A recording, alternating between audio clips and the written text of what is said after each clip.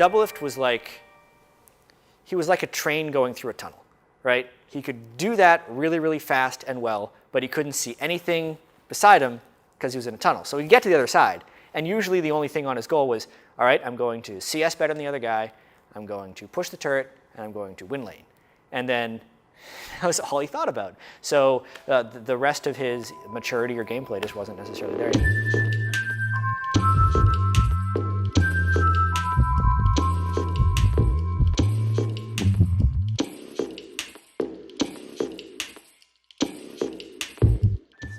So when I started living with Travis, I was on Curse, and Steve was my support player, and he gave me like a lot of opportunities to make money with guides and stuff. So I stuck with Curse for a while, but I was always kind of like the best player on a kind of crappy team, and eventually Elements got benched, and I was always duo queue partners with Hotshot, and I was like, dude, you should give me a tryout. Like, I kind of want to be on CLG because they're the best team in the world. And they have all the League of Legends idols, Chowster, like one of the best players in the world and definitely the smartest mind. Okay, Hotshot GG, like legend, streamer, most popular player in the world. Big Fat GG, undisputed best player for 2 seasons in a row. And at the time, actually, they just replaced Kobe with Saint, and Saint was like kind of like that player that nobody really knew who he was, but he seemed cool, and I don't know, CLG was just the biggest name, so I had to take that chance. So I left Curse, and I like really wanted to try out for CLG. I ended up making it because I think I was the only one that they ended up bothering trying out. Catch him out. Will he manage to get his ulti across him? It's Hotshot GG they're going for. Probably not the best target. If Alex H will dive towards it. Doublelift popped in seconds there. Will just about get away. No, he's not going to be getting away from that one though. St. Vicious will go down. I was so scared that when I joined the team that I was the Curse, because it was the first time that CLG had lost a big tournament in a while. When I joined, it was like, holy crap, maybe CLG isn't the best team in the world. And then we just kept losing. We're always second place, third place, second place, and it was like, man, am I the reason why CLG sucks? This sucks. I just joined the team. I thought we were going to be the best. And yeah, I felt like I was cursed. I don't think I was like the problem, but I was a part of the problem. And I definitely wasn't helping. I definitely wasn't a part of the solution. I came in when a lot of the old legends were fading out. My teammates were focused on other stuff. Hotshot was more focused on the business. GG and Chester were focused on their personal lives. And Saint's just Saint, he's just kind of an anomaly. But yeah, I joined the team and I felt like, wow, I'm with these legends. I have so much, these big shoes to fill, and like I'm gonna model my life after them. I'm gonna model like the way I talk, the way I act, the way I practice. And as it turns out, they weren't the best models, so like I didn't learn properly right away. So once I got into the groove of stuff, it was like, wow, I act like Chowster, which is not great. And I play like GG, which is also not great. And it was just like I took all these aspects of these players I looked up to and my teammates, and I kind of became a weaker version of them. I 100% want to say that there's no way that Peter was toxic. Toxic to me gives this impression that it's malicious, that it's intent to harm a teammate, right? And that's not what Peter wanted to do. When Peter communicated with his teammates, it was with the intention of improving them so that they could win games. The problem is that no one ever taught Peter how to give criticism, and in a lot of ways, they never taught his teammates how to accept criticism. So when I joined, I was actually really positive. If anyone can believe it, like I was really naive and positive, and I was like, guys, we can do it. We can be the best. And I was super impressionable too. And after a while, I'm not gonna like, it's my fault because I let it get to me. But like, it was pretty toxic back then. So I became pretty toxic. It's like somebody messes up, dude, why'd you mess up? That's the worst thing you can do when somebody messes up. You like, why'd you do that?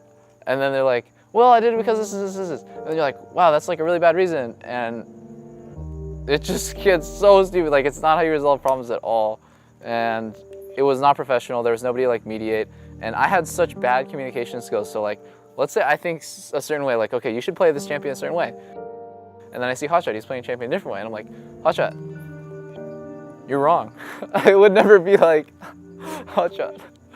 I'd never go to Hotshot and be like, Hotshot, I know that you normally play this way, but maybe you should try doing this because I think this would be like something that a team might really want, or like at least something you could try.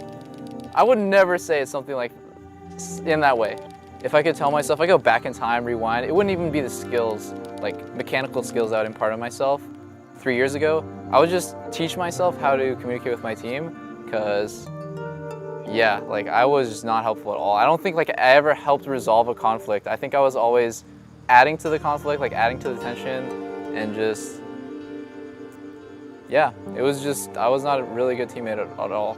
I was really bad. This is the third year I've been to PAX and the third year I've seen CLG play here at playoffs, and you guys have consistently gotten worse and placed worse over the course of those 3 years. Yeah, looking back on 3 years of losing, first step, definitely denial.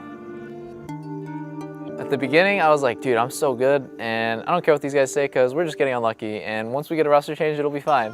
And then the second step was like, pretty much just a long period of slumping and kind of like depression almost, where I didn't have any confidence in my team. I barely had any confidence in myself. I stopped trash talking, I stopped like having a personality, and it's almost a self-defense mechanism to make, for me at that time, I would want to make really risky plays all the time, because if it worked, it would make me look like a god. And then people would be like, wow, look, Doublelift's just a really good player, stuck on a really crappy team. I didn't actually think that in my head, but I think that was like some subconscious motivator for me playing like really selfish all the time and going for risky plays. Yeah, it's always in the back of my mind up until this split that I've been a constant player on CLG for a really long time, and CLG hasn't won in a really long time, so is it me? I feel like Peter is a very emotional person, and you know, the whole meme of him never winning anything was huge to him. If he thinks he will lose, he will likely lose. So in the case of TL, TSM, both kind of like had a mental block on him, I feel, where he was like, you know, we just can't beat these teams. Like one of the quotes he actually said was, I just know that when we do play against TSM, at some point we're just going to team fight and we're going to lose. Doublelift had lost so frequently that people were even questioning whether he was ever a good player. I had conversations with people this year who were trying to tell me that Apollo is a better AD carry than Doublelift. And maybe there are instances of Apollo's game that he doesn't die as much or put himself in a bad position. But to me, that was just crazy talk, because I thought Doublelift was just so good for so long. And when he is in his individual situation, he'd be able to succeed. But honestly, the longer he didn't succeed, the more you start to question whether he was actually missing the intangibles of a winner, whether there was something core about Doublelift that would just stop him from being able to win. Well, when we lost to TL and Link wrote those 17 pages and the community blew up, I was like, well, I'll never recover from this probably. You know, everyone's gonna think that I'm like a really bad teammate. And I don't even know if it's worth it. Is it worth it to like try to repair my image and try to work extremely hard to maybe win again, scrape out a win again? Because yeah, like a lot of things were going through my head, but the biggest one was, is being a pro worth it? You know, you dedicate all your life. You stop, a lot of ways I thought you stopped like personal development. Like I wasn't getting any smarter. I wasn't getting any more like emotionally mature, and I definitely wasn't getting any results. Like I definitely wasn't putting off developing as a person for developing my career in some way, in some meaningful way. I felt like I was actually slipping back. Like at some point I was the most popular player in North America, and then I was like lauded as like a world-class player, and now I'm like a joke, you know? Everyone just thinks I'm terrible, I'm the reason why CLG sucks and all this stuff. So it was really demoralizing. It's like, well, why would I continue to do that? So Chris came, and it was his first day, and I just was ready to tell him like, okay, I don't want to do this anymore. I want to instead just do something different. Even if it's just streaming and trying to make as much money as possible, like anything but this.